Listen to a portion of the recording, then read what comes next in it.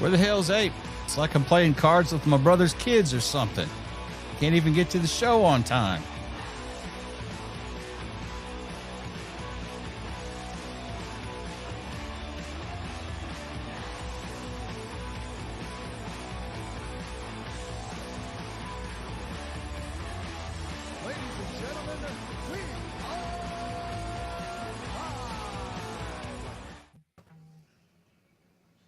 Is that a new intro? No, that's the same one we had last week. Way quieter than it used to be. It's good. I did re-edit it and torque the volume down. Yeah, that's about right. I'm a rock and roll kind of guy, so if there's a 10 on it, I turn it to 11. Oh, he's back. How about that? Hey, you work.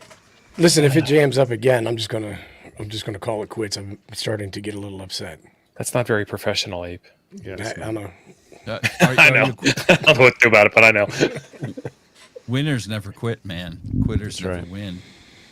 Well, I'm afraid I'll get upset and do a Hulk smash of some of the equipment around here, and we could probably get super chat money for that if you would do that. I tell you what, we need to come out on a high note after that depressing news that Abe might not be with us for the entire show. Yesterday, we had our monthly supporters meeting, fantastic hour with all the supporters who keep this channel up and running. And by the way, I don't know if your supporters know this or not, but at the chat on the bottom of it, there's a little $ where you normally send the super chats, and you guys are fantastic for that.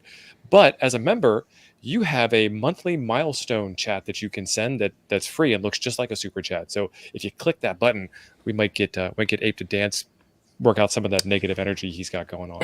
Well, I mean, it's already shaking his head. It's been frustrating going through. Like I had to roll back OBS to a previous version. And that in and even of itself is a huge pain in the behind, because like all the repositories that have it are the current version, right? So then you have to go to the website and you have to download an older version and you have to uninstall. It just was a giant pain in the butt. Oh, 2 day supply of coffee. Jeez, Liberty, you're not drinking enough coffee. Those are rookie numbers, son. Those are rookie numbers. That member milestone chat thing, by the way, that's free, y'all. They are pretty big, actually, to tell you the truth. They're huge. I love it. They're huge. 30 I have ounces. I do the 1 cup thing. I have to make it in another cup and pour it in. But I did 2 this morning, and it stayed hot the whole time. It was pretty good. Jason found it. So, Steve? Yes, sir. Are you running this? I'm running. Oh, yeah, sure. I can do that. You always put yourself up in the upper left hosting spot. I didn't put myself there. That's the computer. The machine did it. I'll put you right where you belong. Demoted. Okay, no, wait. I don't know. I think. I didn't do that one. Fix that one. I didn't. Please, somebody buy Jim a new shirt. Nice. Nice. You know, blue is a color, right? And there's like 5. My wife buys these. There's not 5 shades of blue. No, get out of here with that nonsense. There are only 8 colors. There's dark blue. There's navy blue. There's royal blue. There's. Come on, Jim, play some music. I don't know. I got it. Jim, commence complaining. Just keep it up. Might destroy you, though. This is hard to do with no rhythm behind me. I'm waiting for the music. Just everybody relax yourselves for a second. Dang on.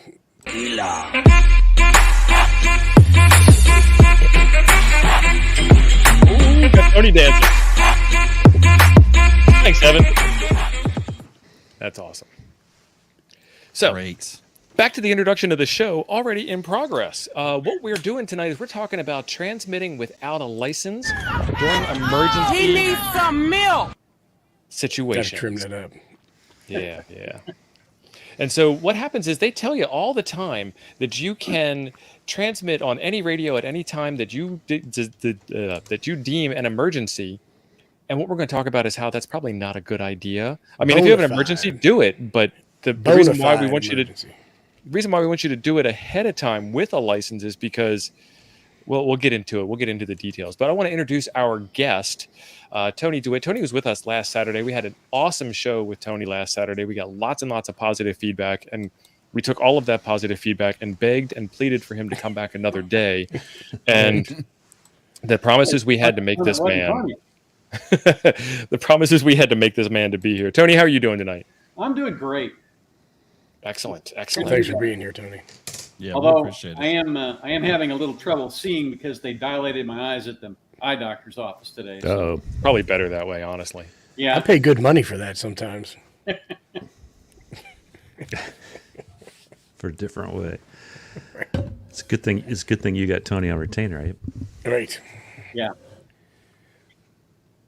So do we have a question, or is it, or how are we doing this? Because I got questions. Well, first off, I want to start out by sharing the. It's currently uploading. It's going to take a while. The 47 CFR Part 97. I'm going to share with you the actual rules because Tony found these for us, and then we'll start going over this. And it's still uploading. And it's still uploading. Okay, now it's finally finished. Let's see. This is slide 1 of 52. All right, everybody, buckle up. We're not going to read this to you, but that's just how ridiculous laws are. That's why we need a man like Tony to help us out here. Yeah, they have a structure. All of these regulations have a structure, and they talk about the basis and purpose and definitions up at the top, and any technical terms are supposed to be defined. Interestingly enough, the term emergency is not found in the definitions. Nice. Well, I'll be damned. So most likely. to get to emergency, you have to go to, I think it's 97.4. I cut that. I sent those PowerPoints to you, Steve. Yep. That had that actually had the language of the rule that deals with emergencies, but it actually talks about transmission for the protection of human life and property. And then, as if that wasn't enough, in order to throw some confusion into the mix, the section right below that talks about stations in distress. So, it's like I say here, most of what is probably wrong. I think the next slide has the structure, and it doesn't define emergency. And so the definition that comes in comes in this context of the actual regulations that talk about transmissions in support of life and property. I think that's the next slide, Steve. Next. Yeah. Here's the actual language of Rule 97.403. It says, no provision of these rules prevents the use of an amateur station of any means of radio communication at its disposal to provide essential communication needs in connection with the immediate safety of human life and immediate protection of property when normal communication systems are not available. And of all of the words in that little section, when normal communication systems are not available, probably the most important. So if you've got a telephone or a cell phone, it's probably more effective to use that than a radio, particularly if you're going to transmit out of band. So part 97 is for ham stuff, right? Right. So this rule is in part 97, and it talks about amateur stations.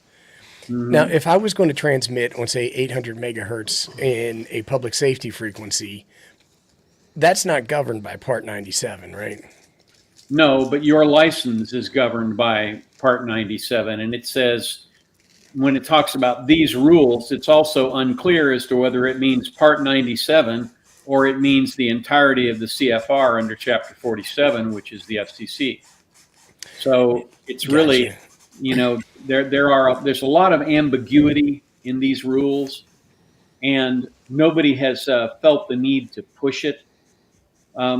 Which is why I think when you're talking about communication in safety and life, protection of property, you need to stay within normal means as much as possible, and then your next default would be to go to amateur frequencies, and you would only go out of band if there was absolutely no other way to do it.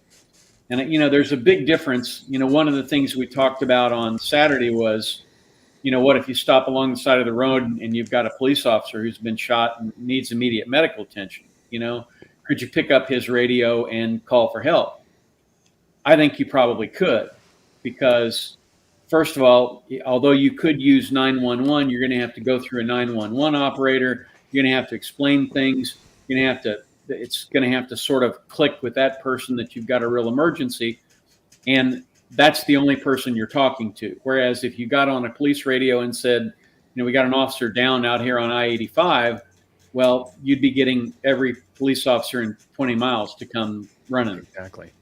So, Well, see, like when you this talks about amateur stations though, but then you said the license was governed under Part 97 it is. for transmitting on 800 megahertz. I don't know, but would a licensed amateur be held to a different standard than somebody who isn't licensed at all in a situation like that? Kind of like the EMS on the side of the road, out of state, out of license area. Yeah. Yeah, I think you would. It's pretty sketchy. Here's the key thing.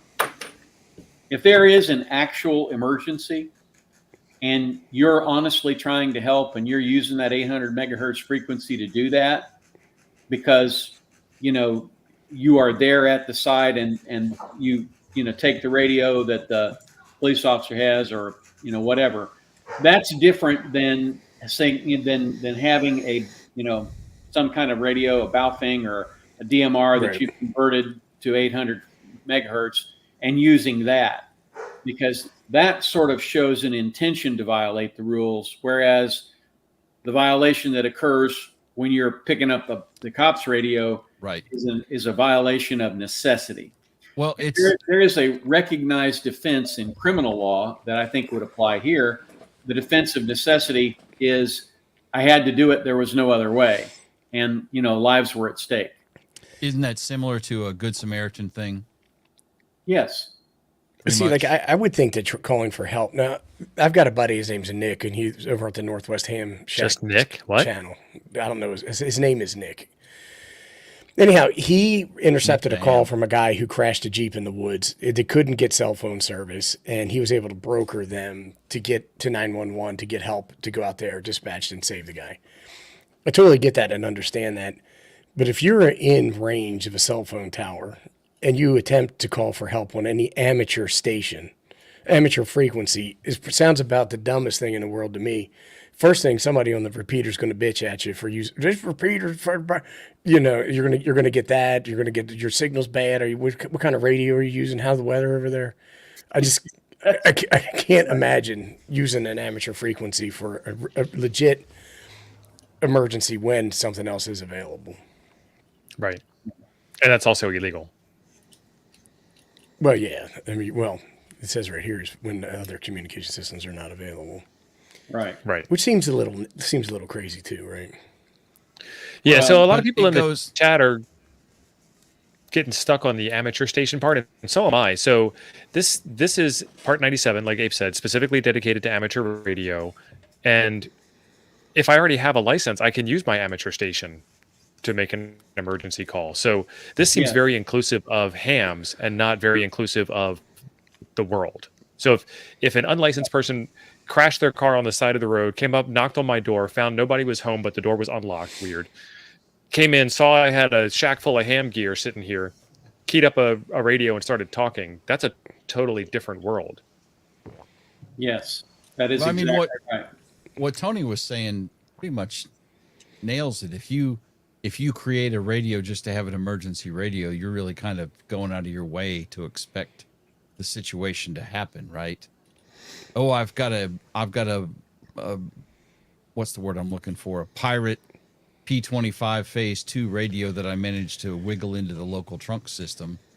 So I use it in case there's a cop down. I mean, that just screams I'm a wacko, but Well, Sorry, you I was get trying those whackers out there that buy all the old fleet equipment, right? And then mod it. we're not whackers. I'm not a I whacker. don't know. How many? Or you don't, because you don't have any NMO mounts on your car. That's right. No. I said NMO mounts at 800 megahertz in your car makes you a whacker. If you want to get upset, talk about it in the chat. But I mean, part of this, I don't know.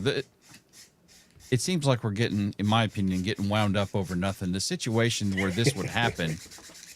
What is that noise? I don't know. Chuck's sanding away, he's prototyping. Okay, I'm prototyping, man. okay. He's But polishing. But I mean, like with EMS, if I'm not part of a licensed service, which I'm not anymore, I still have a paramedic license, but I don't work for a licensed service at all. So legally, I can't go out and, defibrillate or push IVs and drugs and all that stuff. But in an emergency situation, I can still give CPR and use an automatic defibrillator. That doesn't change. And hell, they let civilians use AEDs now in this state. Oh yeah.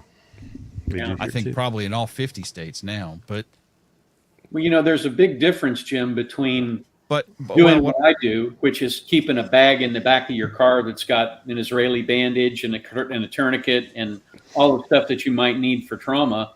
you're not Take the a only point. one.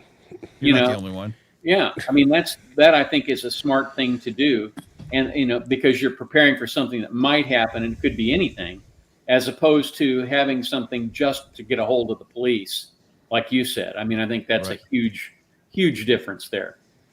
We had Yeah, wait till you guys see what Ape's got coming up here pretty soon. we had a situation. Well, he looks like he's not frozen. I thought he's froze again I was fixated on your blabbering.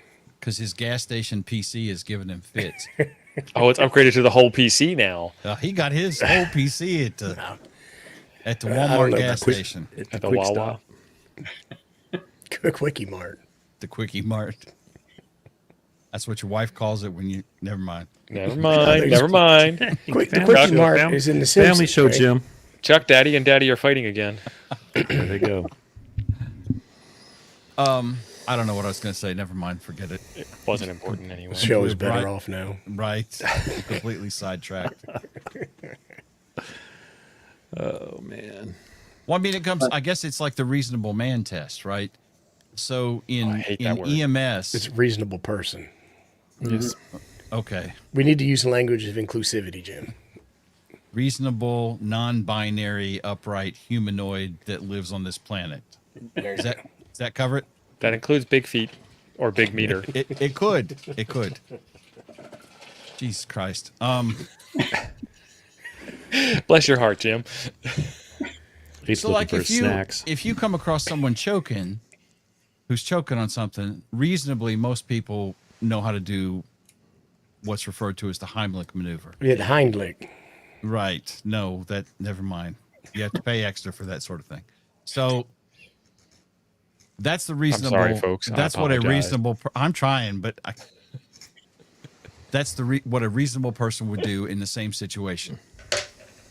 But opening his airway by doing by jamming a pen through the thing, because I saw that on the TV, that is not reasonable, and that takes you into that huge liability area. Doing CPR on someone with no pulse, you're pretty much good on that. And I would think that the same kind of thing applies if there's an immediate, what do we call it in EMS, Tony? IDLH, immediately dangerous to life and health. That's Yeah. kind of a hazmat term It's too. I think. hazmat, yeah. Yeah, well, a hazmat tech. Why I have environment. Binoculars in the car so I can read the placard. I just look if there's uniformed deputies laying on the ground. I am too close to the scene at that point.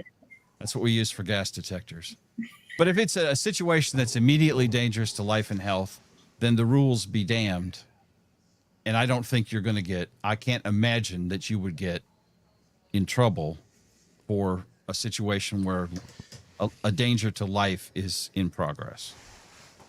I think that's exactly right. It really is. It does boil down to the reasonable person standard. And the reason that standard exists is because you have to have some method to test. If you're talking about somebody who's choking to death and you don't have your cell phone with you and you have your ham radio and you want to call on the local repeater, I don't think that's going to violate the rules, but it's also not going to be very effective. Right. That's certainly a reasonable thing to do if you had no other means to do it. But it isn't reasonable to have to go and modify an old Motorola handy-talkie so that you can get on the local police frequencies. Or with some of those Baofengs, you don't even need to do that. You just have to find an old Baofeng. Right. How come these people, and when I say these people, I'm one of them, a storm spotter, can give reports of They're storm trained. activity over a repeater, though. Isn't that the Whacker. kind of the same thing? Like, hey, there's a storm coming and it's an emergency, and even though I have other communication means available to me, I'm going to use a ham frequency. Well, down here, in Alabama, the National Weather Service monitors the D-Star WeatherNet, and a lot of the stuff comes in that way from some of the storm spotters. I don't really, there's a Skywarn repeater here in Auburn that when it goes active, they pretty much shut down all other communications solely so that you can use the Skywarn repeater. Yeah, we have that too. And then actually on the TV, they'll give the frequency for the repeater so that people can no. so people can monitor the repeater. Yeah. Well, monitoring the repeater wouldn't be a problem, but somebody deciding to who Well, doesn't have people are like, I got my Balfang for $16 on Wish.com, right? And then they type the frequency in and then transmit the emergency alert sound and all that other stuff. yeah, not a good plan. Again, it boils down to who's going to care. And obviously, if you're on a channel that are a series of frequencies that are protected for EMS or police or sheriff or somebody like that, they are going to care unless you're trying, unless you really do have an emergency and you just happen to be there with somebody who has a police radio who's been hurt and can't use it themselves. But if you modify a radio so that you can do that, I would expect a knock on the door from the FCC. And they can seize equipment that's non-conforming. If you don't have a license for it, they can seize it. Hide your bow fangs. So Raven had a comment, and I don't know if her comment was, but when we're talking about an amateur station, you're talking about someone who's licensed. Right. So, and that's kind of the thought I had is I don't understand the rule, I guess, or the specific provision because I'm licensed. So I could transmit on that anyway. It's not like, oh, geez, let me tune down to the extra portion of the band and ask for emergency on 80 meters because I'll get laughed at harder there. But I mean, I'm already licensed. So what, short of doing something crazy like, building my own P25 radio setup or something like that, I don't understand why the rule's even there. It just doesn't seem to make sense to me. I don't mean to further muddy the waters here, but you'll recall Muddy on. 403 says basically that no part of these rules prevents, right? No provision of these rules prevents. It doesn't say you are authorized. It says no portion of these rules prevents. So the rules that govern that 800 megahertz service might very well prevent that.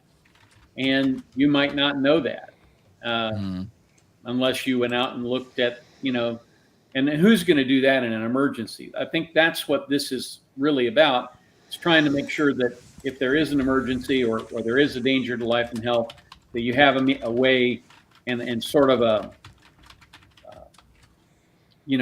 sort of a one free get out of jail card, to speak, Right.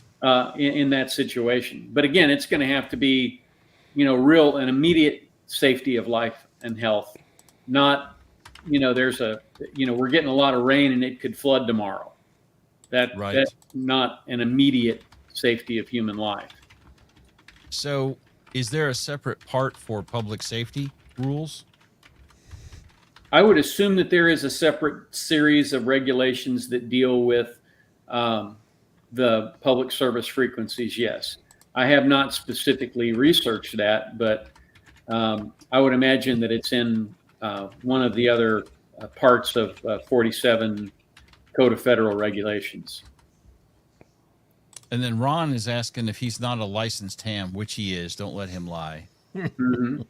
Does he have to follow Part 97? Does it pertain if you don't have an amateur radio license? Which kind of goes to the cop scenario, right? Yeah, I mean that's essentially it. If the use by an amateur station. So the amateur station is the person holding the license. That's what it means, by amateur station. So I don't think this rule applies to somebody who isn't licensed, but it would be. They do have portions of this rule that cover communicating on our frequencies if you are unlicensed, and the rules prohibit that. You have to have a license in order to transmit on ham frequencies. So that would be the part of it that would come in, and again, if it's a true emergency, I don't think the FCC is going to jam anybody up, but there are criminal penalties for certain violations Right. of the FCC rules. And Part 90 covers. Okay. Yeah, Adam, thank you. Adam is like a high angle rope rescue, canyon rescue kind of guy,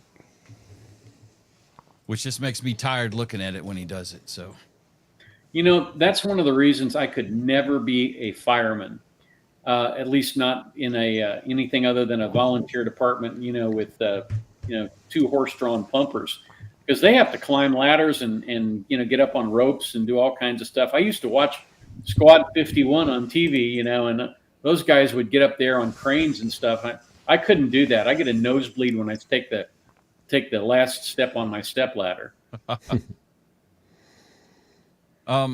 Okay. So part 90. Very cool. Any other questions? Drop them in the chat. Make sure you put question in front of it. Tony, we're up on the next slide here for you. Did we already cover this one good enough? I think so. We broke it down. It is like I said earlier, it's not a blank check. You got to have a situation that really does present a threat to human life. And, only if you meet all the conditions, you get the right to break the rules. I do think to a certain extent, it's always better to ask for forgiveness than permission. I think from a moral point of view, I would hate it if somebody died because I was too scared to get on the radio. That would be a terrible outcome. But generally, if you have some other means to communicate, it's probably better to use that. Well, so when you look at the things that people get fined and mourned for, so like you'll see, so-and-so was causing harmful interference for 2 years on the local repeater, so we finally sent him a warning. And then after that, he didn't stop for another 2 years, so we finally fined the guy. I mean, illegal is illegal, right? It's a binary thing. I totally get that.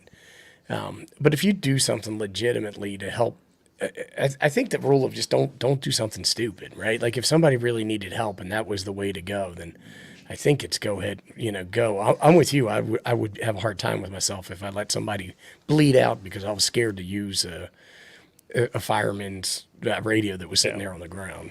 Right.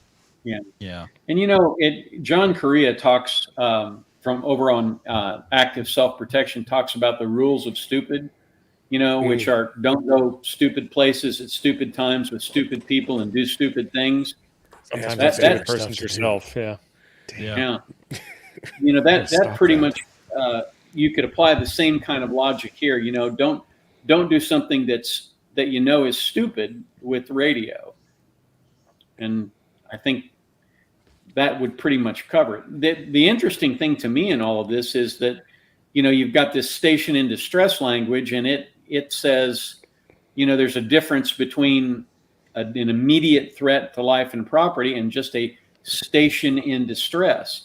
I have no concept of what station in distress means. I'd really be interested in what other people think. Yeah, that's kind of a pretty vague situation. I mean, if they don't put enough sausage on my pizza, I'm going to be in distress. But We were talking about the Chihuahua Army earlier in the Discord, the Toads Discord Yeah. chat. Yeah. Lon had a good question in there earlier. I don't remember. I'd have to go find it, but yeah, I guess there's different levels, and that's not really defined. What's distress?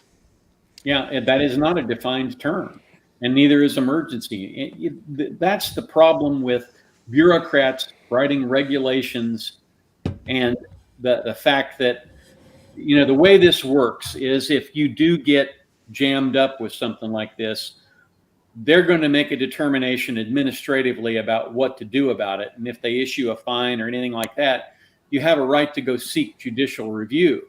But so few people seek judicial review that you really don't have anything worthwhile in terms of a database of case law to go back to and say, well, in this case, that meant this. And so we don't really have good signposts along the way to guide us. And so that's why it's important. I think one of the things that is really unique about the amateur service is that most of the people are smart enough to pass the test and understand a lot about the technological end of it. And let's not go too far. Yeah, for the most part, That's why Abe doesn't have his license. They act pretty reasonably. Yeah, so this is one of those things where if I was at Jim's house and I broke a rib trying to free him from the squirrel nonsense that broke his roof, Jim would just tell me, walk it off, it's fine, they can't do anything to fix it. But if I was by myself at my own house and I broke a rib, I wouldn't have that kind of experience and intellect to guide me down the right path, and I would have to make an emergency call. He said intellect. Right. At which point I get to the emergency room and they give me some drugs, and then they tell me that'll be about Walk it off. $1,500 and walk it off. There's nothing we can do. So Now you're that's why in they can't distress. really define an emergency, because they don't actually know. I mean, in theory, if I'm going to use that C word, common sense. In theory, we should all have some common sense and understand that, I sneezed is not a reason to pick up the police officer's radio off his belt and call up on 800 megahertz and say, send me an ambulance. So who knows? So that's kind of what we're covering right now, Lon. Well, the person who decides what is an emergency, you're not really deciding what is an emergency. You're deciding whether it's a threat to life and health or a station in distress. And depending on, how you, Ranting Ravian has got a little thing in here about it, but it's the person on the ground making the call that has to later justify it. Yep. And that's the real key. Trapped in a house, 9 feet of water flowing under and I'm not in immediate danger, but require assistance for rescue. Landlines and cellular are down. Yeah, I would probably use the radio at that point. Right. It's one of those things that's going to be an emergency 5 hours from now, but you can kind of like swim out of your upstairs window. Well, do you might have a have bathing suit? some time. Like if you have the bathing Is suit, it- it's less of an emergency then, right? Is it this year's fashion too? Well, I wouldn't go skinny dipping in hurricane water, son. I mean, you don't know where that's been. Well, it really. depends on where you are. It's like turlet water. Well, the Especially beach, down the Inner Harbor. yeah, the Right. beach is like turlet water. It just depends. Like if you're at a That's just the hurricane on beach some in tropical Mississippi. island, Alabama's beaches are clean. Hey, fish poop in Mississippi water. beaches is It's all like, toilet water. Hey, where do you think those ships dump their tanks? yeah. Yeah. They carry it till they get back in port. And that stuff. Yeah, right. Everybody enters the food chain and the fish poop in that mess. I'm just saying. So Jason asked if you knew of any cases where the FCC has taken action. With Or the marginal emergency. reasonableness is the key to Jason's question too, though, because we do know Yeah. people that have acted without reasonableness. Right. I mean, if you're And they foolish, did you're going to get get, caught. yeah. Yeah, there was a guy out in Oregon who Recent. there was a big fire out there, and he was afraid the fire was going to threaten his repeater site. The guy had multiple licenses. He was licensed in GMRS. I think he had commercial radio licenses, and he had an amateur license. And again, you would expect that someone like that would understand that there are other ways to communicate with the fire service. But he knew that there were aircraft flying over that could drop materials to stop the fire, and so he tried to communicate directly with them. And I forget what he used as a call sign, something like ground control, but it wasn't that. He didn't use his amateur license or any of his other licensed call signs. He just he said he was a communications tech. That's what he said. And the fire service people tracked him down and reported him to the FCC, and the FCC came and sanctioned him. and hit him with a fairly significant fine. It was a couple of tens of $1,000s, right? I think that's one of Yeah. my favorite stories about that.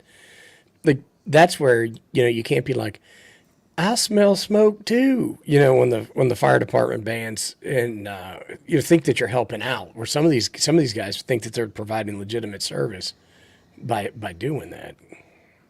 Yeah. And And that happened here too. In what context? We had Jim? a local ham who's probably a whack or two. Get on Is the it Sam? radio. Is it Sam? No, it's not. It's not Sam. It's not Sam. Well, I was who I had guessed it. Well, Sam lives in Millbrook. That's kind of like where normal people live there in East Pentlala. All the in between is strange. No, this guy had been a part of a local fire department. Oh, he had his high vis on. Aaron, if you knew him, he was wearing his high vis, I'm sure. And he had been part of the fire department, or he was neighbors or friends with one of them. I think they kicked him out, if I remember right. Their chief told me the story.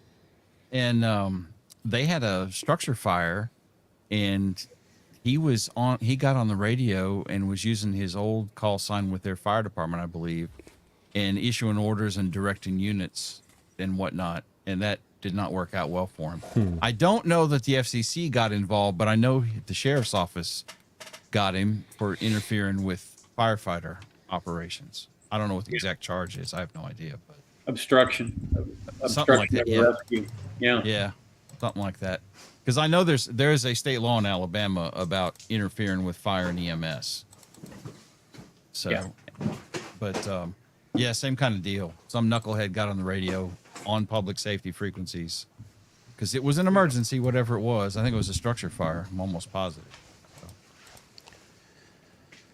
Yeah, Steve said something about common sense earlier. I really think it should be called uncommon sense because Right.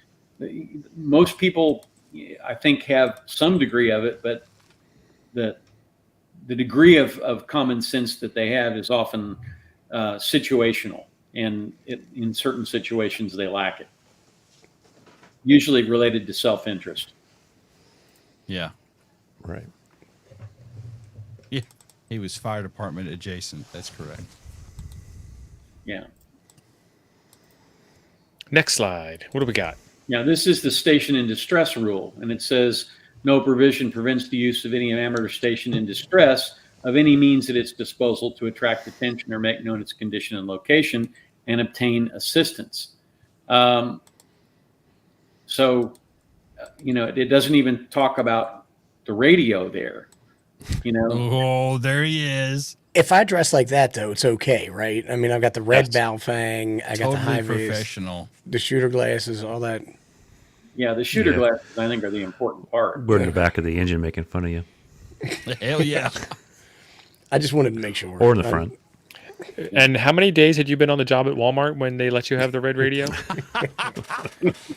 Listen, I mean, That's my exactly second right. day they had somebody thieving in there, and I was able to slow them down. I pushed a cart in front of them, and slowed them down.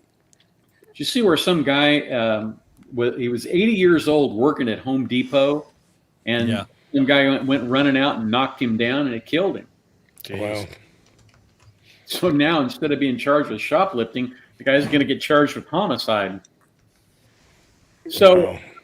again, you can apparently use radio communications to assist somebody who is in distress, but I would think that you wouldn't. I really don't see the need for this particular part of the regulation. Yeah. All of I us, agree. if we received a call from someone saying, I have an emergency, can you send help? I think all of us would do that. But this specifically says that the rules don't prevent it. Again, it doesn't authorize it, but it says it doesn't prevent it. Now, somebody wrote him a letter. That's why this one's here. I mean, I see this as a lot of, well, what if I'm in this weird situation that's an edge case, one-off, once in a blue moon kind of thing, and so they had to write up these rules. Exactly. Yeah, I think that's probably right. In the process, there's a whole statute called the Administrative Procedure Act that governs how the government puts out these regulations. And they have something called a notice and comment period. So they'll publish a regulation like 97.403, and then they'll get a bunch of comments from people who are interested, and they'll raise these exact scenarios.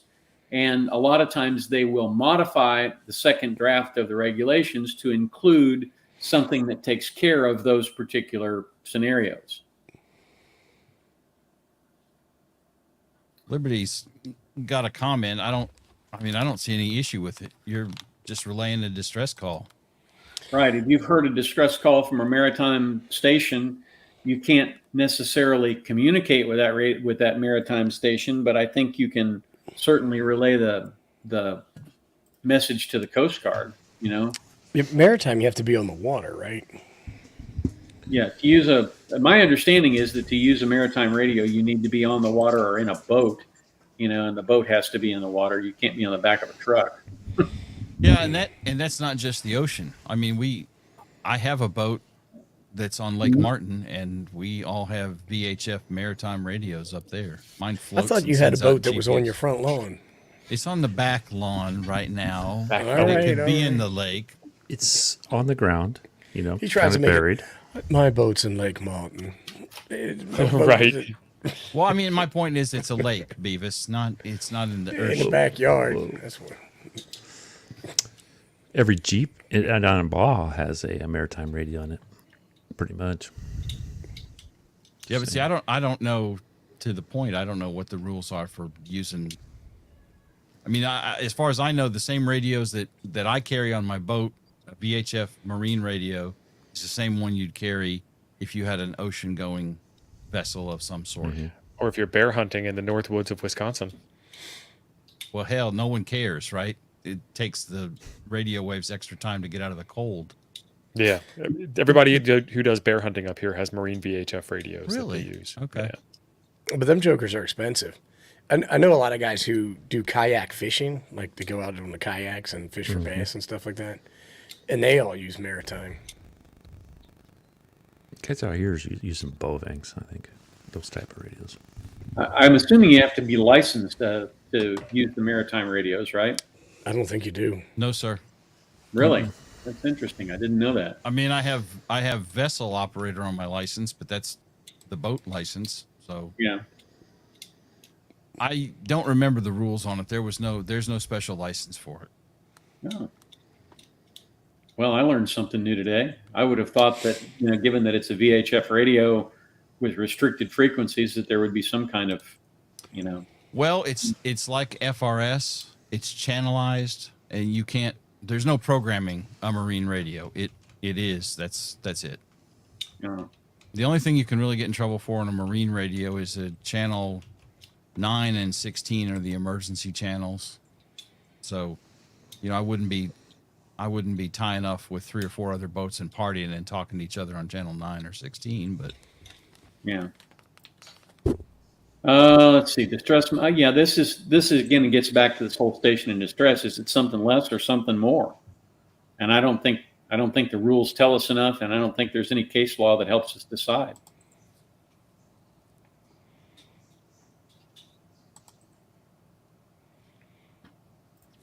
Very interesting. This is a responding station. Yeah, it talks about how a responding station can use the radio to help. Does he have to take the word for the patient, for the person who's calling, if they really do have a distress situation? I mean, I think everybody in that situation has to use the same good judgment, but I would not think that a responding station could be jammed up because the emergency or the distress that the person has is an ingrown toenail. We had a repeater here where a guy got on late at night and had obviously had too many beverages, and he was in a car, and you could hear the car running, and you could hear him opening the door and all that stuff, and he kept talking into the repeater, really incoherently, could barely understand what he said. So some guy gets on there and he's like, "Are you a licensed ham? Are you a licensed ham?" Just hammering the guy about being a licensed ham. And the thing is that as a ham, we're not supposed to talk to unlicensed hams. So even if you suspect somebody is unlicensed, you're not supposed to converse with them by any means over the radio. So another guy gets on and starts yelling at the guy who's talking to the guy, and starts in with a, "You're not supposed to communicate with unlicensed people," and it just turned into a big argument between two hams over the non-ham. It's just crazy. But at least at that point they were licensed, so it was legal again. Kind of Yeah, like they had three different 7200. takes on the situation between the two of them. Yes. We are hams. Kind of like 7200 is what it sounds like. Right. Risk versus reward. Yeah, I think there's always a risk when you declare an emergency that you're going to have to be right. This is a little bit like self-defense. You have to be able to establish that you really were in fear of your life, and you have to know the risks. And the risks are that you're not going to be judged by someone like you. You're going to be judged by somebody sitting in a regional office of the FCC somewhere, who has probably never been in the situation. And so one of the things that I tell people immediately after something like this is, write down what happened, write down what made it an emergency, and save those notes for your attorney. I always tell people, put up at the very top, notes prepared for my attorney, because you then can shield them from the other side. Privilege. Yeah. Well, and if you didn't write it down, it didn't happen. Yep. Every healthcare professional knows that. If you didn't write it down, it never happened. So, there's always going to be a calculus that you have to make, is, the risk versus the reward. And, frankly, if somebody's life is in danger, that's a much bigger risk than my license. Right. Right. Yeah. At the top of the page. Yeah. Describe the situation. Just yep. You write down what you were thinking. And one of the reasons I tell people to do this is that things that you communicate to your attorney are presumptively covered by the attorney-client privilege. To the extent that they are not covered by the attorney-client privilege, they're covered by something called a work product privilege, which means that anything that's prepared in anticipation of litigation is presumptively privileged, and they, in order to get it, they have to prove that there's no other way for them to know this information. And in this situation, they could very easily take a deposition. So I tell people, write this at the top and date it and keep it someplace safe. So, And then we're back to the wounded officer scenario. yeah, I mean, you could call 911, but you're going to have to go through the operator, and the operator is going to be, I don't know whether any of you have seen the police activity channel on YouTube. Police activity has got a lot of these situations where they have these critical incident briefings, and they always start with about 10 minutes of the 911 call, and they're asking things like, what happened? Where are you at? What color clothes was the guy wearing? You described the knife. How long a blade was it? It's like, lady, you can deal with this later. Get the cops out there. Right. Yeah. Right. It always amazes me how a lot of these operators think they're writing a novel, apparently. So Well, the other one is they tell you to calm down 20 times, right? They're like, now calm down. You need to calm yourself down. I Calm can't yourself, understand. Mr. Ape. Calm yourself. Right. yeah, that's exactly what they do. When I worked as a respiratory therapist, I always never had a problem going to a code in the ER or a code in the intensive care unit, because you're always dealing with people who've done this a lot. But out on the regular floors, people would be bouncing off the walls. So my job at the head of the bed was to say, okay, everybody calm down. We're going to get through this. And I think sometimes we need to say that to the 911 operator, because they're not real good at getting the information sometimes when they get upset. Right. But again, I don't think a police agency is going to jam you up on a wounded officer. Right. The FCC could do it, but they're going to look pretty stupid. You ain't going to be paying for your own beer for a long time if you're in that situation. Yeah. So, other scenarios, if there's a rapidly expanding grass fire, but it's not affecting you, 911. In a car accident on the interstate, you're not involved. 911, because it's going to be a multi-agency response. They're going to have to send fire, EMS, and cops. If you're out of Bud Light or fries at McDonald's were cold, they're probably Whoa, going to take your license. whoa! Start That's your a roll. big deal. Bud Light That's being, a thing, man. if you don't have a cold one, Well, I realize reputation in distress, but I think they may mean something a little bit more than that. I think I don't know. It just this whole thing to me has always just seemed weird, Tony. The whole thing, because it's like you can transmit on any frequency in an emergency, and then I taught EMS classes for almost 30 years, and the kids would always come up with, well, what if they come up with these bizarre scenarios in the medical legal section of the class, right? And it's like, and a lot of it was the same kind of thing. Well, what if they have a DNR, but they can't find it, and we start, well, no one's going to sue you, son, for starting CPR. Even if it's on Mimi and she's got a valid DNR order, no one's going to sue you for starting CPR. And Who's then Mimi? Your grandma, Mima, Mima. Nana, whatever you call her. I call mine iPhone grandma. girl. Call the other one granny, just to differentiate. But I mean, nobody is right. I don't think anyone's going to get officially butthurt about this situation. And the part that like I said, it just doesn't make sense. I'm a licensed ham operator. I'm already licensed to talk on the radio. What am I going to spin the dial up into the extra band or something, or talk on AM mode? This is an emergency that requires an extra licensed ham operator. Not a, Yeah. I mean, I'm sorry, I can't whole help you. the whole rule is just, in my opinion, I'm not a lawyer. My friend Tony is. But in my opinion, the whole rule is just stupid and redundant. It just doesn't make sense. Show me And one that anybody isn't. go on, Well, Jim. and Tell anybody him. who's not licensed doesn't give a rat's ass about Part 97 in this rule. You know, the whackers jar. with their fangs I'm sorry. Come on. Tell him. The whackers with their fangs who ain't never even got a GMRS license, probably Alabama fans, ain't never been to Tuscaloosa on a bus.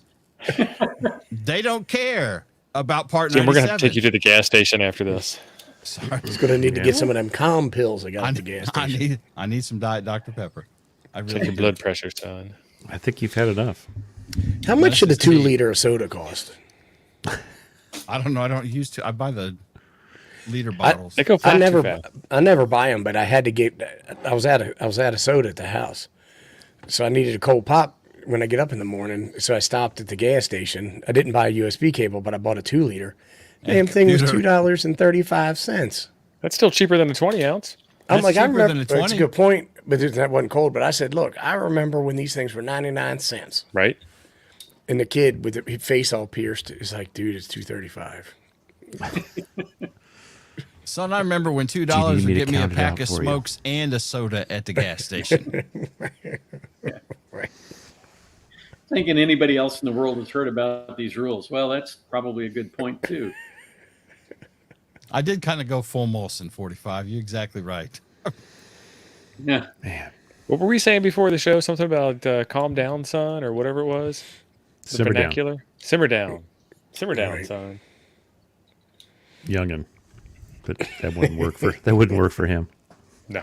No, It's the oldest one here. Since 1980.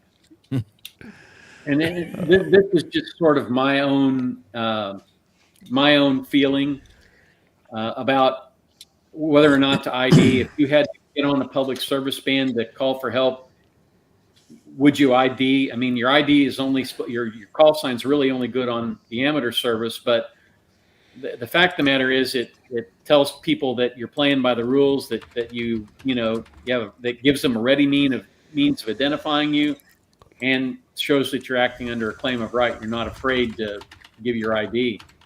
And, there's a Bible verse that says the guilty flee, but the righteous are as bold as lions. If you ID, then you're sure not trying to hide what you're doing, and you think you're probably covered by Yeah. the rule. So Go big or go home, right? that's right. Yeah. That's my feeling. I've heard people say, well, it's not going to do you any good because they're not going to know. You're going to think you're speaking Swahili when you say Alpha Delta Zero Delta Quebec, But it's all recorded, right? So that way you can say, "Hey, Yeah. look, son, I was trying to do the needful over here." And you jam What's it. really funny is when people try to pronounce your call sign. You're a dope duke. What are you? I have this shirt. I have this T-shirt that. Oh, take it off, Tony. Yeah, it has my call sign on it, and I was on an airplane, and this woman kept saying, "Is that your last name?" No. I thought you were Greek or something, right? Yeah, the slash through the zero should have been a clue, but it wasn't. Well, maybe they thought it was like one of them Greek letters. That's what I'm saying. Yeah. If the PTT don't click, you must have quit. Something like that. Yeah, something like that. Be reasonable. Yeah. Ron is saying, hey, you can get a soda for 96 cents, the great value stuff. That's the Lon, Walmart brand. Now, they say no. that the Walmart brand and Pepsi come out of the same faucet, but I don't believe it. I don't believe it. Yeah, it comes out of the same bathroom, maybe, but not the same faucet. Jim is serious about his full enthusiasm. Son, I Cups drink like this so are much- 89 cents at Circle K. Right. I know the difference between Diet Dr. Pepper that's bottled in Montgomery and the Diet Dr. Pepper that's He bottled does. in Birmingham. And I had to hear Taste all about it at Huntsville. Oh my God. Every Oh, day. I told you about he my is sexuality. full of Yes. poo. He does not. Yes, he does. RC Cola. That's okay. I used to have a cousin who said he could tell the difference between homemade mashed potatoes and packaged mashed potatoes. So, What? Yeah. yeah. Yes. I can Very tell much. the difference. It's like, no, you can't. Enough butter on it, you're gonna eat it Well, anyway. right, the homemade ones are the ones with the lumps in it. That's right. That Yeah, well, lumpiness your mom served you because she's trying to kill you. Too many damn kids. Get rid of at least one of them, maybe. Could be. It's our last slide, Tony. We all done with this one? What? Is that all the slides? That's all of them. All right. Well, that pretty much covers the whole universe of emergency communication in ham radio. There are 2 regulations. If you understand those regulations, you're better than I am. Yeah. Yeah. You're a better man than me. Sometimes it's better not to know a lot of things than to know a lot of things that are wrong.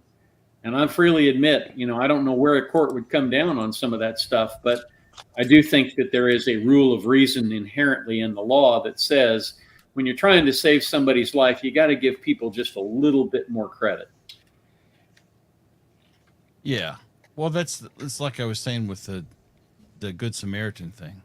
As long as you don't go full stupid, you're probably going to be fine. If you do what a reasonable person would do, you're good. And by reasonable person, they mean the random ape on the street. What would ape do? Right. Well, see, I really wish that it was a reasonable peer as opposed to a reasonable random person.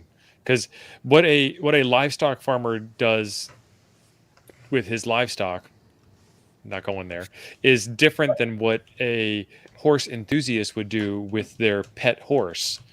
And horses fall into both of those categories. But if you were to take a horse livestock farmer or a former racehorse owner and compare that to, that your daughter with her first pony, there's a whole different scenario of what is reasonable in those 2 wildly different circumstances. And Yeah, you I can't think be there's- judged by a jury of your peers of farmers. Yeah. Well, and what happens on the side of the road with random stop passerbys is way different than what happens in the back of the bus on the way to the hospital, too. Well, Right. I think you're right about the, judged by your peers instead of people.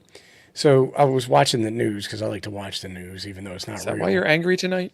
No, I'm angry because I had to pay the plumber $250, and my camera kept cutting out on my Through new his gas machine. station Right, computer. that's no lies, people. No lies. But the thing was, I was watching the news, and there was a fight at the high school, and the kids were beating each Florida? other up.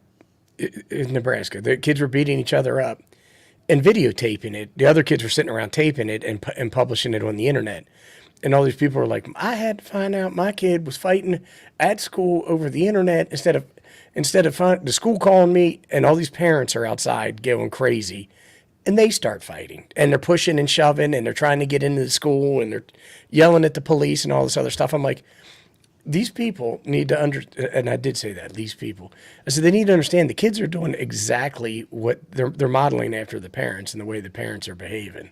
Oh yeah. And I was like, it should be of no surprise that the kids are, because the other parents are sitting there the whole time, recording the parents going wild. It was terrible. I like this idea. This is a great T-shirt idea. What would Ape Yeah, do? right. What would Abe do? Crack another one. It was my hot water heater. It was More my hot fiber, water heater that son. was acting up. Okay. Guys, So there- it is. Go ahead. Yeah. There are links down in the description where you can find Tony's YouTube channel, and you can find Tony's wonderful book that he put up on Amazon, because Tony wrote a book on parks on the air activations. And then there's also links to the law firm that Tony works for if you need representation or a good referral to someone who can represent you in your state where Tony is not licensed. Tony, any famous last words for us? Famous last words. I think probably the most important part of any of this with regard to emergencies is you have to be ready for it in the context of having thought through what you would do in the event that you come across a situation where you're going to, and just sort of have a plan in your head, because the body can't go where the mind hasn't been. So if you think about this kind of stuff, it's the kind of thing where you really need to sort of run through a dry run in your head about something like this. It seems stupid to say that, but it really is a smart thing to do. It's the reason why they go through that same little spiel every time you get on an airplane, because if you know where all the exits are, you'll be able to find them in an emergency. Right. So it's just sort of like that. That's the only real piece of wisdom I can offer on this. And every time I fly commercial, I hate flying commercial. Every time I fly commercial, I think to myself, let me see how many people I am going to walk over the top of to get to the emergency exit. Because they're frozen. Yeah. Because they're frozen, losing their crap on the airplane. I will walk over a 3-year-old if her mama's in the way. Straight over her. See, the thing with these planes is that these planes pull up, and then he let 100 and some people off that have been sitting in them seats for hours, sneezing and coughing and drooling and Farting. who knows, right? And who knows what Farting else and they're doing drooling in right there. there. And the second that last son of a bitch comes off of Excreting. that plane, they're like, next. And then all right, A group, they put them right on there. They ain't cleaning nothing. You know what I mean? There is no there's planes are dirty, and that's how they get you. All right. Ape has won the show tonight. Yeah. Glad you all could be here. It was a fantastic episode. Tony, thanks once again for being here. And we will reach out to you if we come across any more earth-shattering legal questions that we need pro tips on. Well, I go through the advanced sheets every day, and I look for interesting cases to talk about. And so I always try to put those on my channel, and always happy to have. I finally got my channel monetized, by the way, which is a good Excellent. thing. Woo! Nice, Yay. congrats. Haven't made any money yet, but I mean, It was Saturday afternoon, right? You won't. We haven't either, so. Join the Well, club. all right. Thanks again, guys. I had a great time. You guys are great people to work with. Yeah, we had a lot of We fun. had a good time too. I'm going to drop a link to Tony's channel in our chat before we go, or while we're going. And y'all go take a look at his channel. He covers a lot of interesting topics. So I highly recommend it. Thanks, Jeff. Yeah. Thanks, Jim. All right, folks, we will see you next Saturday is the next show coming up. I don't even know Saturday. what we're talking about, but we will see you then. Me either. It's a Neither do mystery. we. I think it's Chuck's turn to do. All right, well, It's thanks, always all. Chuck's turn. But It's always my turn.